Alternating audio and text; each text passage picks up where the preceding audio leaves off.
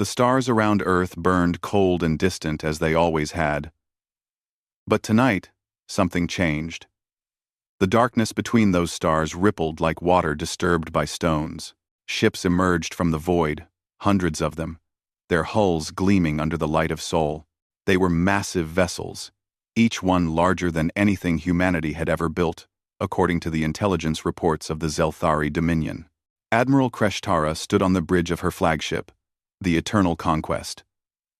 Her scaled hands gripped the railing as she watched Earth grow larger on the viewing screen.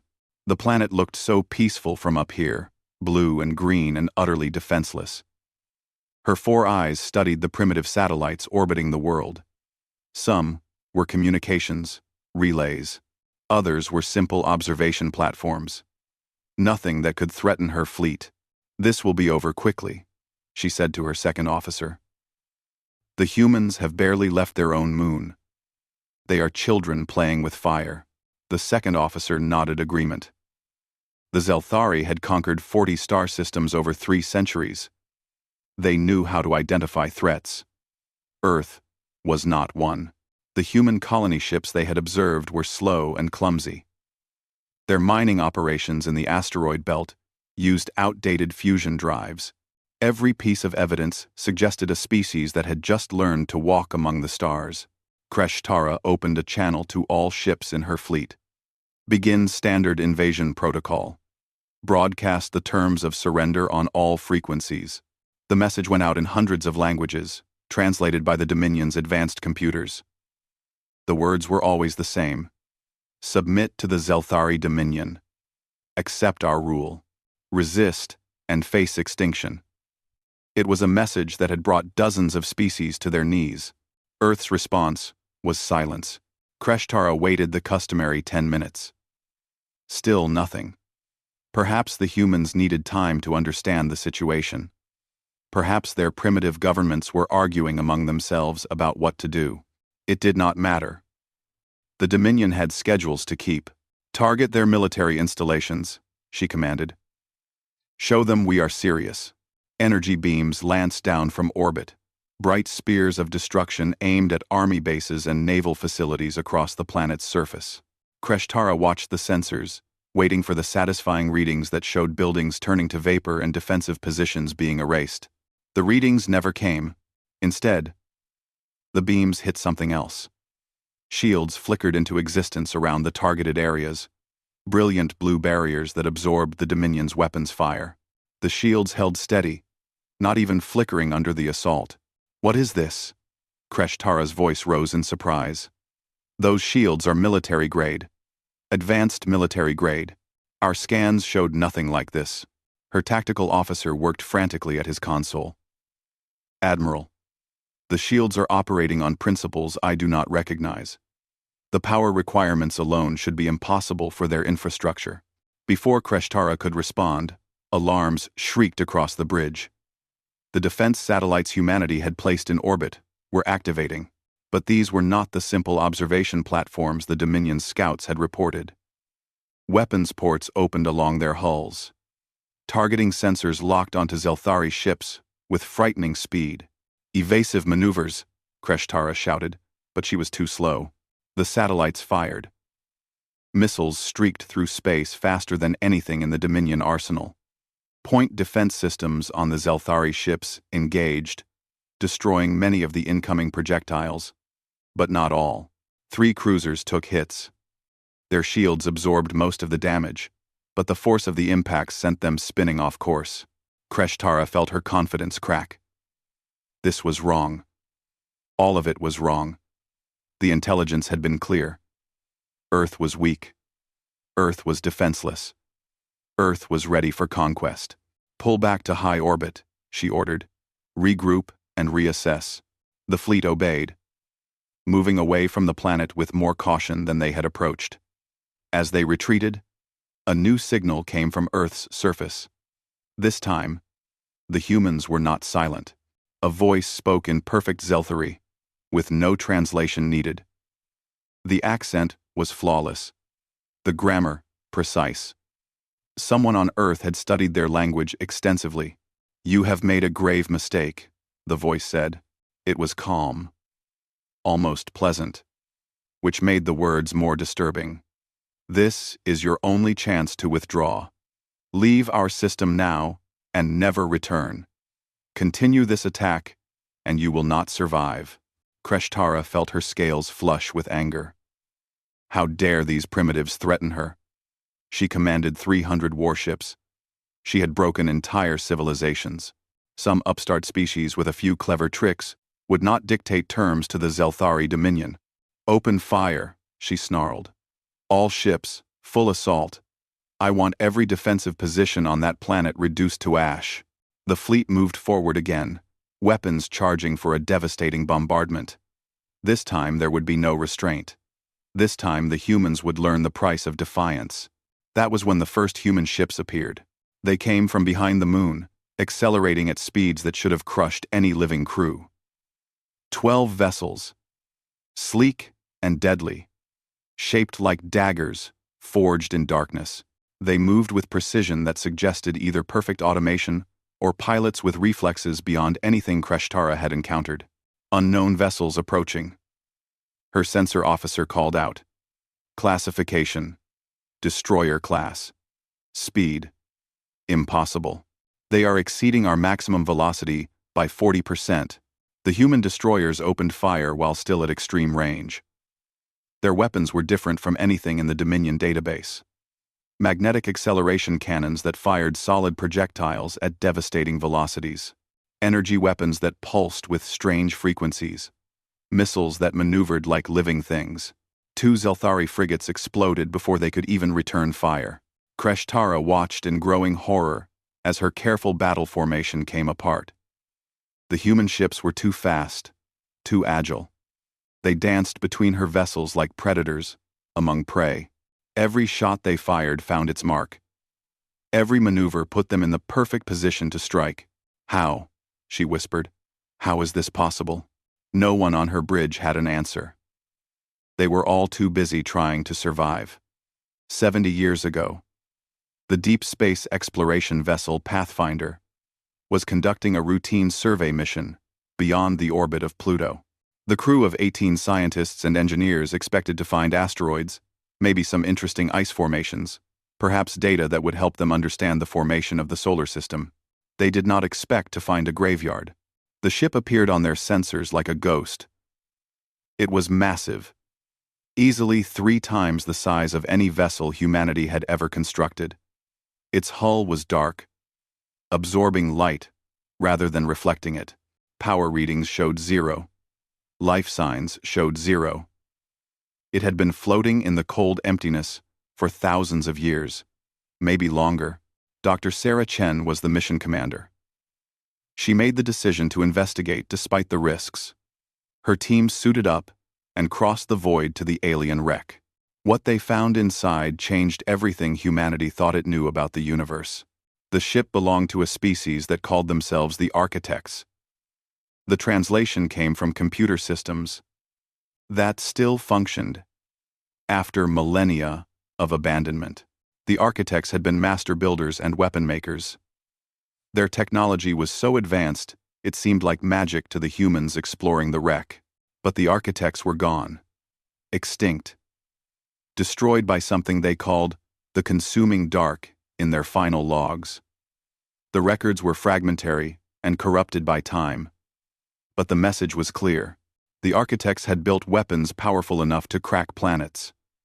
They had created shields that could withstand the fury of stars. They had mastered faster-than-light travel in ways that made human theories look like cave paintings. And it had not been enough. Dr. Chen made the second crucial decision that day. She ordered her crew to maintain absolute silence about the discovery. They would report finding an interesting asteroid field, and nothing more. The Pathfinder returned to Earth with the greatest secret in human history locked in its cargo bay. The world's governments met in closed sessions that lasted for months. There were arguments and debates. Some leaders wanted to announce the discovery to all humanity. Others wanted to share the technology with the wider galaxy. But the pragmatists won the discussion. Earth was alone in a dangerous universe. The Architects had been destroyed despite all their power. What chance would humanity have if hostile forces discovered them? The decision was made.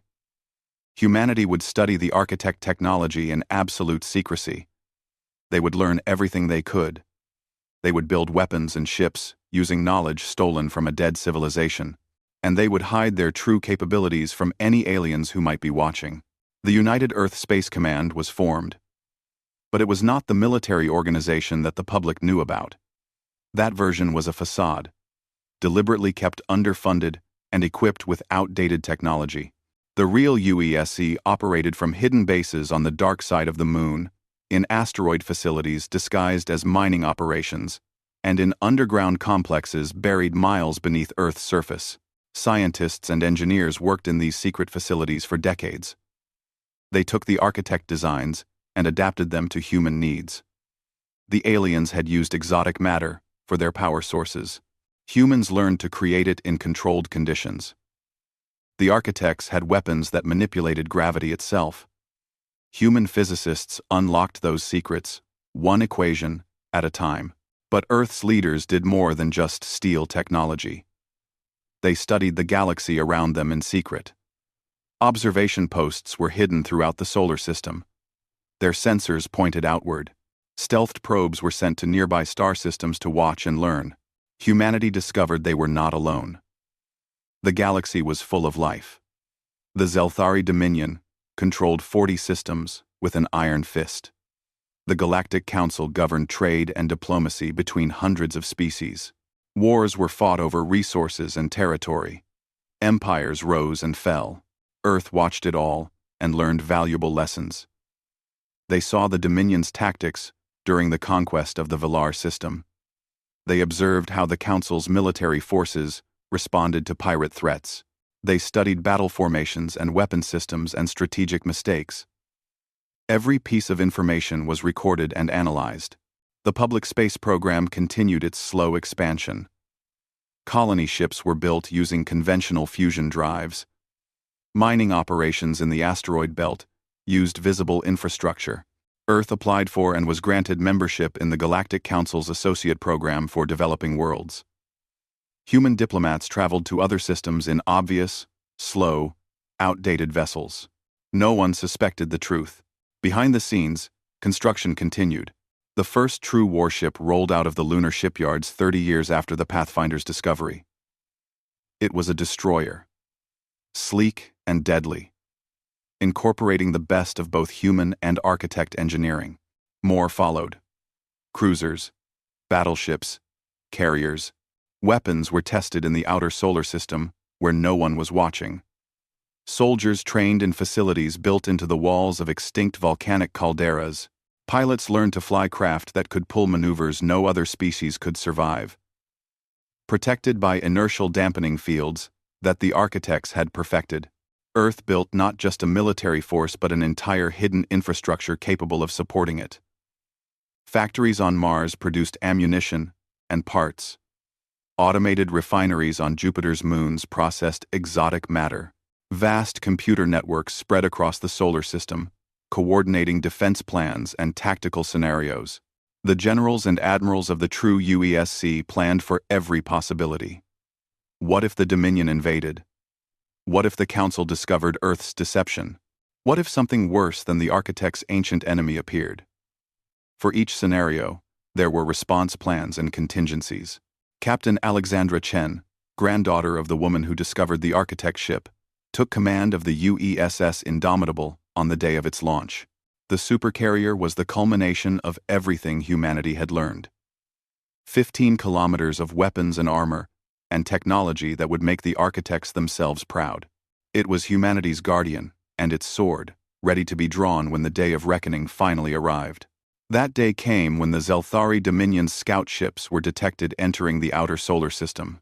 The invasion fleet followed 3 weeks later, and Earth's long preparation was about to be tested in the fires of war. The battle around Earth's orbit had been raging for 3 hours.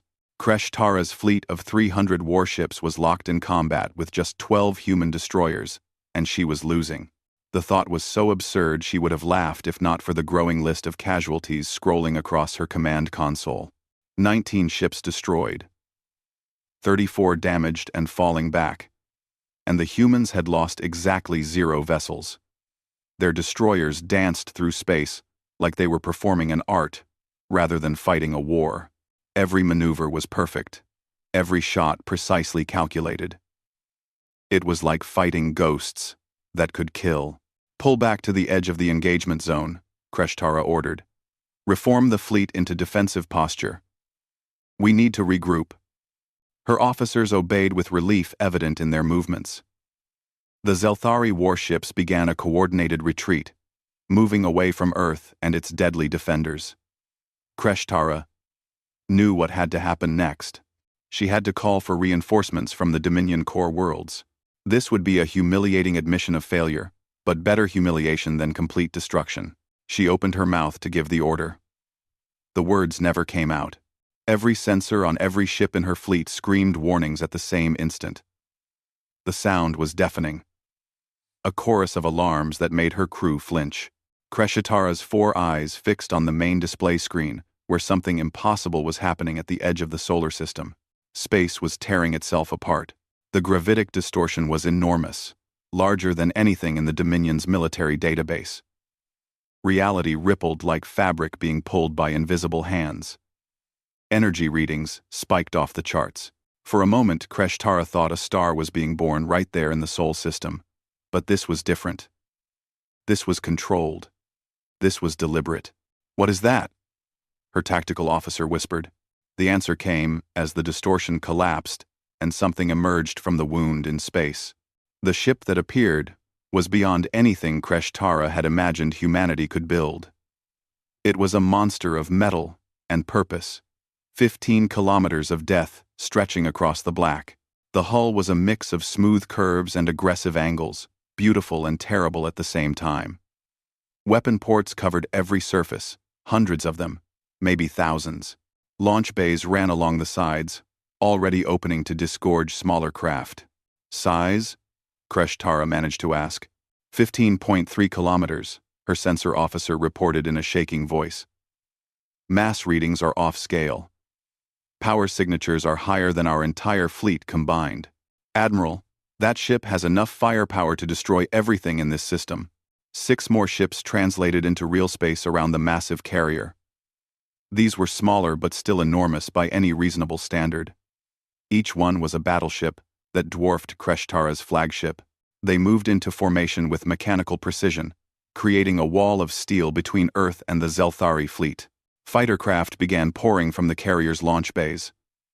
Not dozens, not scores, hundreds of them, small and fast, moving in perfect coordination like a school of predatory fish.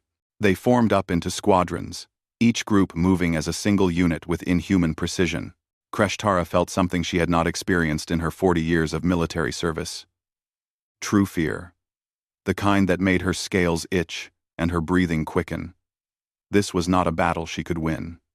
This was not even a battle she could survive. A communication signal came from the massive carrier.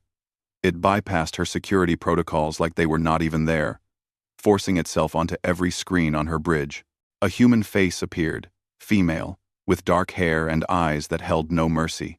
I am Captain Alexandra Chen, of the United Earth Space Command vessel. Indomitable, the woman said.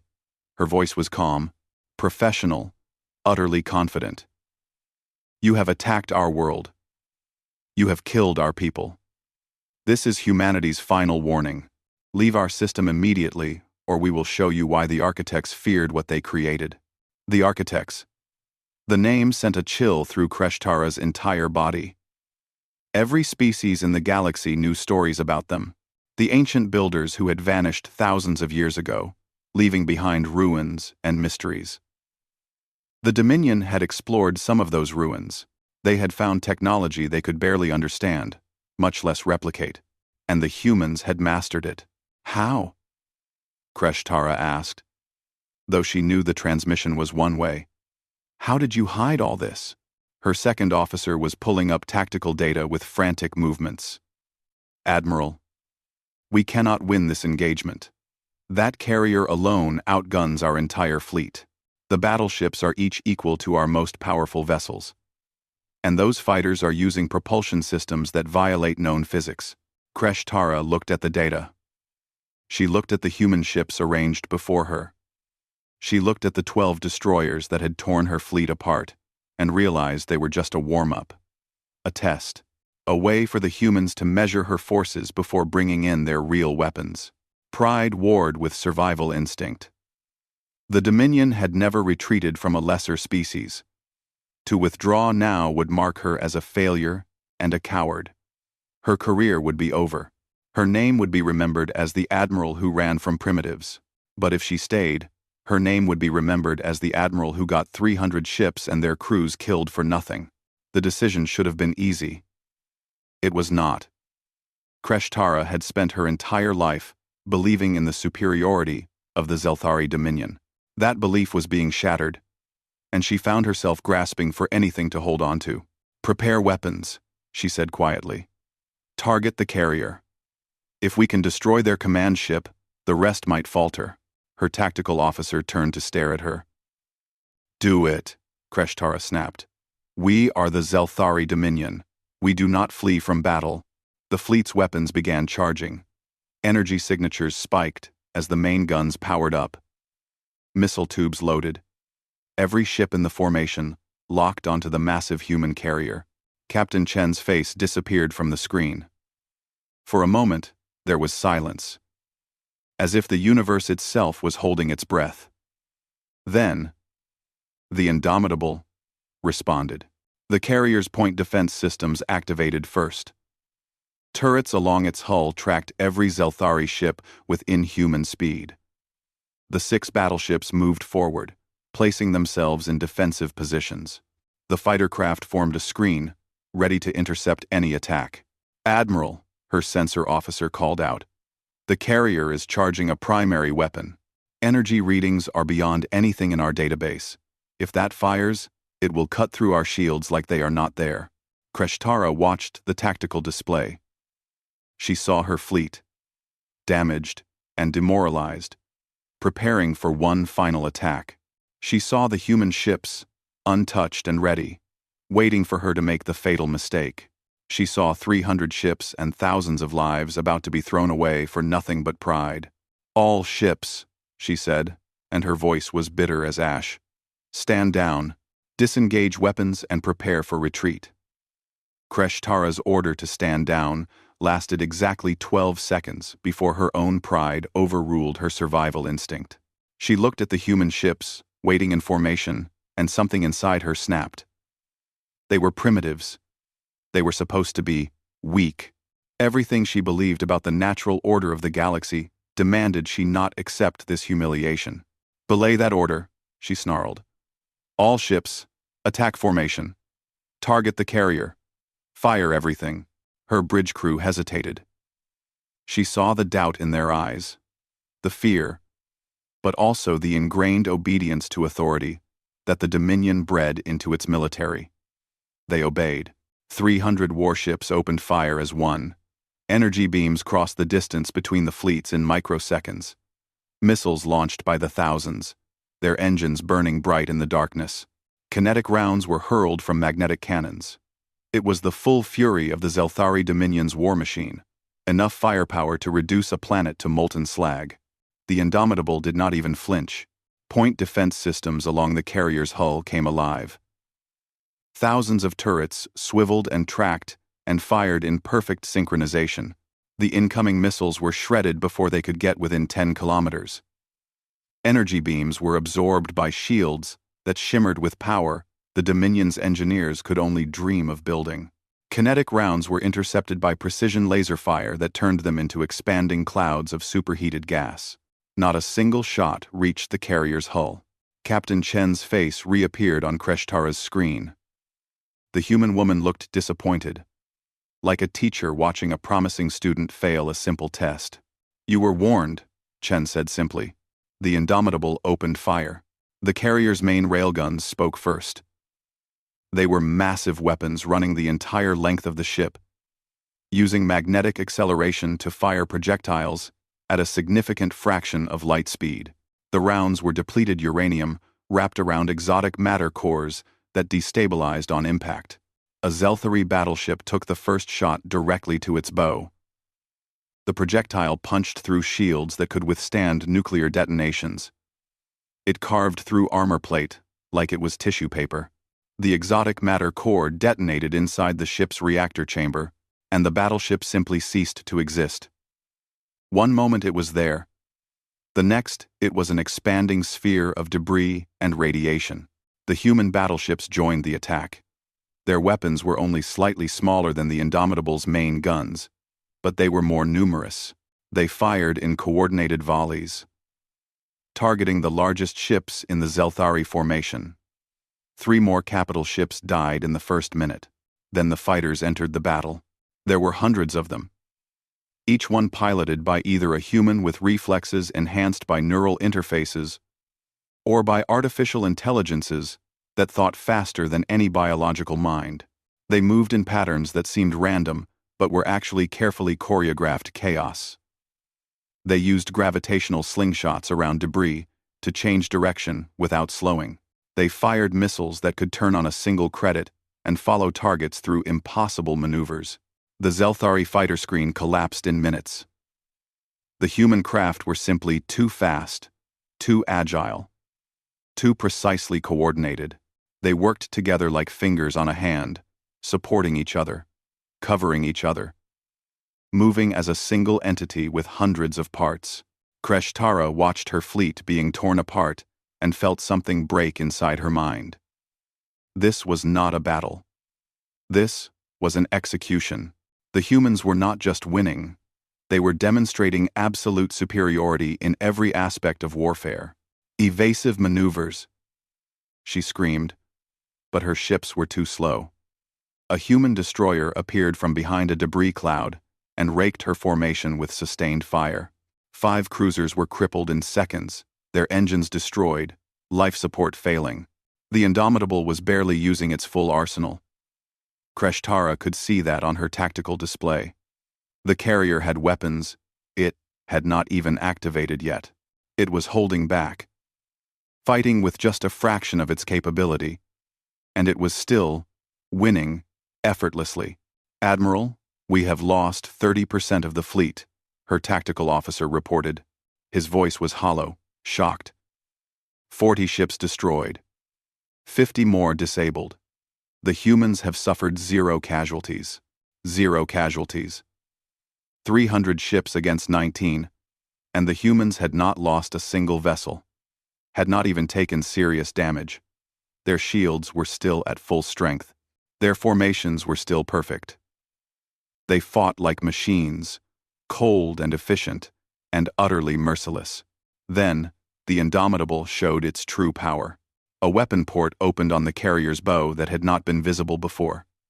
It was massive, easily 100 meters across. Energy began gathering there, visible even to the naked eye, as crackling blue lightning that grew brighter and brighter. "Analyzing unknown weapon," Krishtara's sensor officer called out. "Energy signatures are impossible. That is a directed energy beam, using stellar forge principles. Admiral, that weapon is channeling power levels equal to a small star." The beam fired. It was not like the energy weapons the Dominion used. Those were focused lasers or particle beams that burned through armor. This was something else entirely. The beam connected with a Zelthari dreadnought at the edge of the formation and simply erased it. The ship's shields offered no resistance. The armor did nothing. The vessel was there one moment and gone the next. Not even debris left behind. The beam continued, sweeping across the Zelthari formation like a sword of light. Krishtara watched in horror as the weapon carved through her fleet, and she understood that the humans could have done this from the beginning. They could have destroyed her entire invasion force in the first seconds of engagement. They chose not to. They chose to disable ships instead of destroying them when possible. They targeted engines and weapon systems, leaving life support intact. They were being merciful in their terrible way, and that mercy was somehow more frightening than their weapons. "All ships retreat," Krishtara finally screamed. "Activate emergency jump drives. Get us out of this system now." The order was unnecessary. Her surviving ships were already fleeing. jumping away to any destination that was not here. The fleet that had arrived with such confidence was running in panic, leaving their disabled comrades behind. Kreshtar's flagship was one of the last to jump.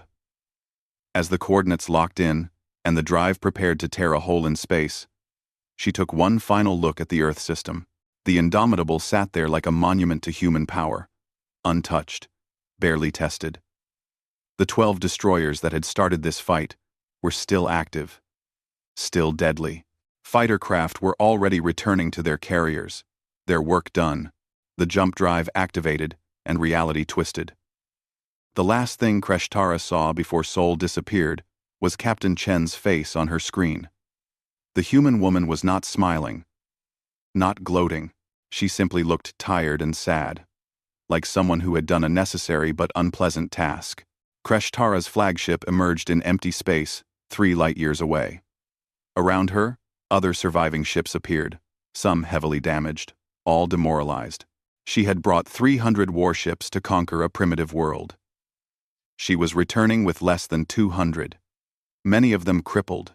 The Zelthari Dominion had suffered its first major defeat in 2 centuries, and they had suffered it at the hands of a species they had thought defenseless.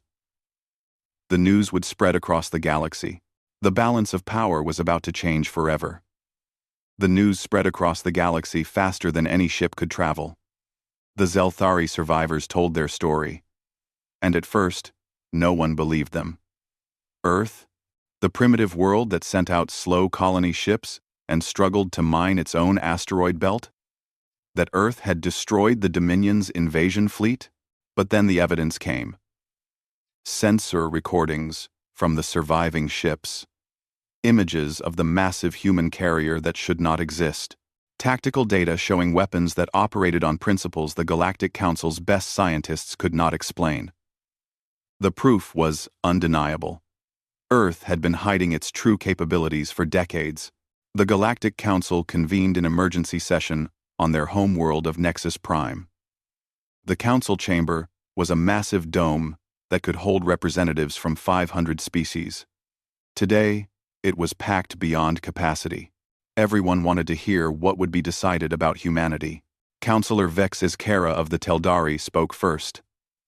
Her species had been members of the council for 6 centuries and carried significant influence. "We have been deceived," end quote, she said, her voice echoing through the chamber. Earth applied for associate membership 30 years ago. They presented themselves as a young species seeking guidance. We offered them protection and knowledge. All this time, they were watching us, studying us, learning our weaknesses. Murmurs of agreement rippled through the assembled diplomats. Many species felt betrayed by Earth's deception.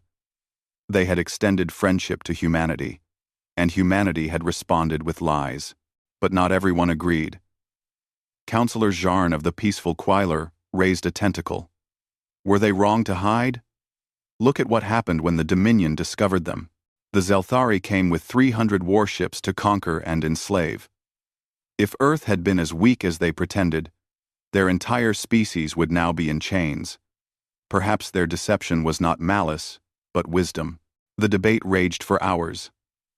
Some wanted to sanction Earth, to punish them for their dishonesty. Others argued that Earth had broken no laws.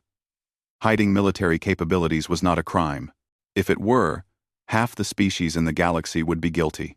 Finally, the council chairperson called for order.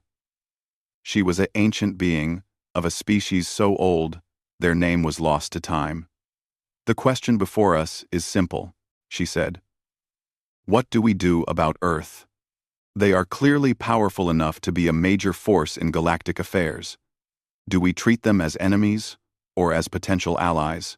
Before anyone could answer, a signal came from the Council's monitoring stations.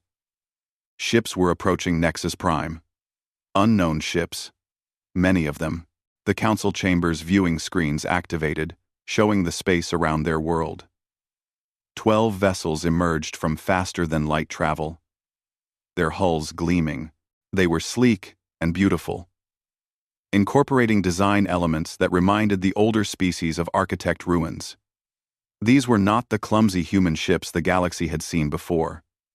These were something else entirely. A transmission came through on all frequencies. Captain Alexandra Chen appeared on every screen in the council chamber.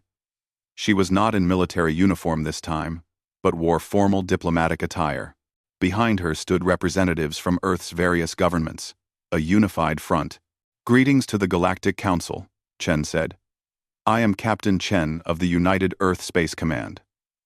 I come not as a conqueror, but as a diplomat. Earth wishes to formally apply for full council membership, and we come prepared to discuss terms." The council chamber erupted in chaos. Some delegates were outraged at the presumption. Others were intrigued. Many were simply frightened of what humanity represented. Chen waited for the noise to die down before continuing. "We know you feel betrayed by our deception. We apologize for that. But we will not apologize for protecting our people. 70 years ago, we discovered technology left behind by the architects. We could have announced it to the galaxy. We chose to remain silent because we did not know who we could trust." She paused, letting her words sink in. "The Zelthari invasion proved we were right to be cautious. But hiding forever was never our goal. We want to be part of the galactic community. We want to trade, to share knowledge, to build something better than what exists now." Counselor Vex Kara spoke up. "And what makes you think we want you here? You have already proven yourselves to be deceitful." Chen's expression did not change. "We have proven ourselves to be cautious and prepared. There is a difference. As for what we bring to the council, let me be clear. We have mastered architect technology that has eluded galactic science for millennia. We have weapons that can defend against any threat. We have medicine that can cure diseases you consider fatal. We have manufacturing processes that could revolutionize industry." She leaned forward slightly. "We are offering to share all of it. In exchange, we ask for 3 things. First, no more wars of conquest. The Dominion's practice of invading and enslaving developing worlds ends now. Second, full access to council markets and resources for Earth. Third, representation in all major council decisions. We will not be junior partners, we come as equals." The chamber exploded with argument.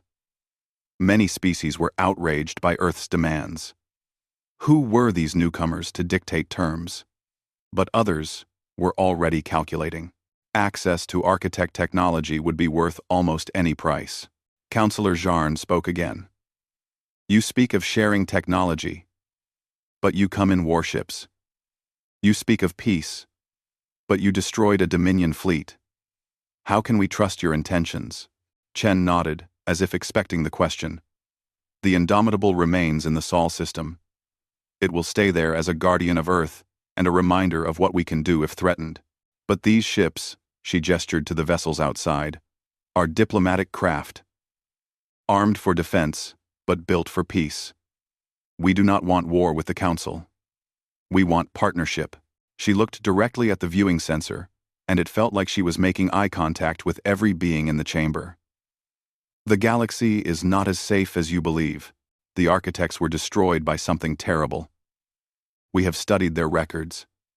We know what they feared. That threat may still exist out there, in the darkness between stars. Earth wants to make sure that when it comes, the galaxy is ready." Silence fell over the council chamber. The architect's fate was a mystery that haunted galactic civilization. Some believed they had destroyed themselves. Others thought they had simply left. But a few historians had always wondered if something had killed them. If Earth had proof of that, everything changed. The council chairperson considered for a long moment. Finally, she spoke. "We will hear your full proposal. Send your delegation to the surface. This will require extensive discussion. Over the next weeks, Earth's diplomats negotiated with the Council. The Zelthari Dominion, humiliated by their defeat, sent angry representatives who demanded Earth be sanctioned. But slowly, Carefully, agreements were reached. Earth would share its technology gradually, starting with medical advances and industrial processes. The Council would open its markets to human goods. The Dominion would agree to cease military expansion and release all conquered species in exchange for economic support. Earth would provide defensive technology to member species who requested it. Most importantly, a new position was created on the Council: Guardian. Earth would hold this role, responsible for defending Council space against external threats and ensuring no member species engaged in wars of conquest. It was a position with enormous power and enormous responsibility. Captain Chen stood on the surface of Nexus Prime as the agreement was formally signed. Around her, representatives from hundreds of species watched, some with hope, some with fear, all with the knowledge that the galaxy had changed forever. Earth's ships remained visible in orbit, a reminder of humanity's strength. But Chen hoped they would never need to be used again. Humanity had not spent 70 years preparing for war because they wanted to fight. They prepared because they wanted to survive, to protect their home, to ensure their children had a future. Now they would help ensure everyone's children had a future. The Indomitable sat in Earth orbit, watching over humanity's home world. Construction had already begun on sister ships, but Chen hoped the fleet would spend most of its time in dock. Maintained, but unused. Peace was always the goal. The weapons were just insurance. As she boarded her ship for the return journey to Earth, Chen thought about her grandmother Sarah, the woman who had discovered the architect wreck all those years ago. Sarah had made the hard choice to keep the secret. She had trusted that humanity would use the knowledge wisely. Looking back at the assembled Council representatives, at the species that had once ignored Earth or pitied them for their primitive technology, Chen smiled. Her grandmother had been right. Humanity had used the time well. They had learned and grown and become something worthy of the architect legacy. The age of humanity had begun, and the galaxy would never be the same.